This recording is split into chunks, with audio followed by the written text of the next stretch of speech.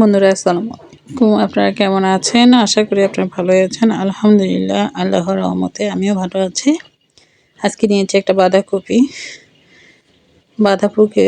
কপির তো অনেকগুলো পাতা থাকে, সেগুলো সাইডগুলোর পাতাগুলো আমি ফেলে দিলাম, আর মাঝখানের যে কচি পাতাটা আছে সেটা নিলাম। আজকে বাঁধাকপি দিয়ে একটা মজার রান্না করব। প্রথম থেকে শেষ পর্যন্ত ভিডিওটা দেখবেন, ভালো লাগলে অবশ্যই বন্ধু হয়ে পাশে থাকবেন। চেষ্টা করি আপনাদের সাথে নতুন নতুন ভিডিও শেয়ার করার জন্য।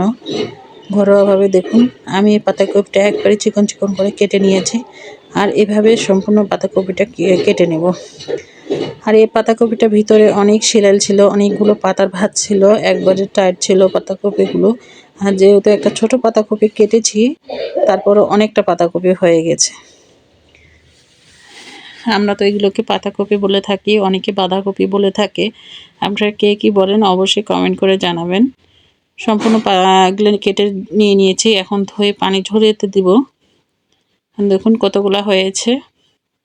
আর এদিক কড়াই বসিয়ে দিয়েছি চুলার মধ্যে, আর দিয়ে দিলাম তেল। তেল দেওয়ার পরে এখন এখানে আমি দিব ফোড়নের মধ্যে জিরা। আপনার চাইলে 5 ফোড়নে দিতে পারেন, কিন্তু জিরা দিলেও খুব খুশবু একটা হয়। আর দিচ্ছে 2টা শুকনা মরিচ চিড়ে। আর এগুলো ঘ্রাণটা একটু বের হওয়ার পরে আপনারা চাইলে এখানে তেজপাতা 5 ফোড়ন দিতে পারেন। এখন দিলাম রসুন কুচি, তারপরে দিচ্ছি কাঁচামরিচ ফালি করা কয়টা, আর দিলাম একটু পেঁয়াজ। আপনারা চাইলে পেঁয়াজ রসুন বাদ দিয়েও আপনারা নিরামিষ হিসেবে রান্না করতে পারেন। এখন আমি এগুলো সুন্দর করে একটু হালকা ভেজে নিচ্ছি। ভেজে নেওয়ার পরে এখন আমি এখানে দিচ্ছি পরিমাণ মতো হলুদ, আর স্বাদ মতো দিব লবণ। হলুদটা দেওয়ার কারণ হচ্ছে তেলের মধ্যে যখন হলুদটা দিবেন কালারটা অনেক ডিপ হয়, খুব সহজে হলুদ হয়ে যায়। একটু নেড়ে চেড়ে নিচ্ছি। আর এখন পাতাকপিগুলো আমি দিয়ে দিচ্ছি, কারণ হচ্ছে যেহেতু অনেকগুলো পাতাকপি, এর মধ্যে যখন আমি হলুদ দেবো তখন কালারটা হতে হতে অনেক সময় লাগবে। আর তেলের মধ্যে দিলে সম্পূর্ণ পাতাকপিগুলো খুব সহজে হলুদ হয়ে যাবে। এখন আমি সবগুলোই কড়াইয়ের মধ্যে দিয়ে দিলাম, দিয়ে কিছুক্ষণের জন্য একটু ঢাকা দিয়ে রেখে দেবো মজে আসার জন্য। এখন আমি আবার একটু কিছুক্ষণ জাল দেওয়ার পরে নেড়ে চেড়ে দিচ্ছি। দেখুন খুব সহজে আর কি কালারটা হয়ে এসেছে। আর এভাবে এখন চুলার আঁচ কমিয়ে দিয়ে মাটির চুলায় এখন ভেজে যেতে হবে। আমি কিন্তু কিছু সময়ের জন্য আপনাদেরকে মাটির চুলায়, কিছু সময়ের জন্য আপনাদের গ্যাসে দেখাই। আপনাদেরকে কোনটা ভালো লাগে অবশ্যই কমেন্ট করে জানাবেন।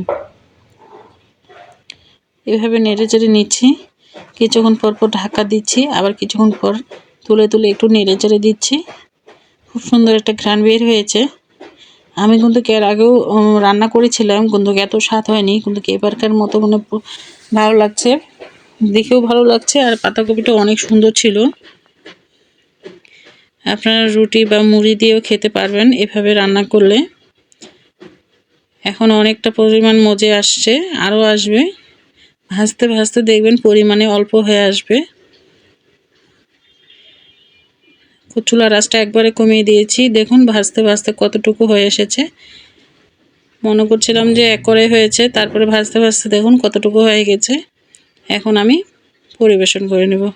মাশাআল্লাহ, কালারটাও যেরকম সুন্দর হয়েছে, খেতেও অনেক মজা হয়েছে। আমি একটু খেয়ে দেখেছি, অনেক মজা হয়েছে। ভালো থাকবেন বন্ধুরা, এভাবে রান্না করার চেষ্টা করবেন।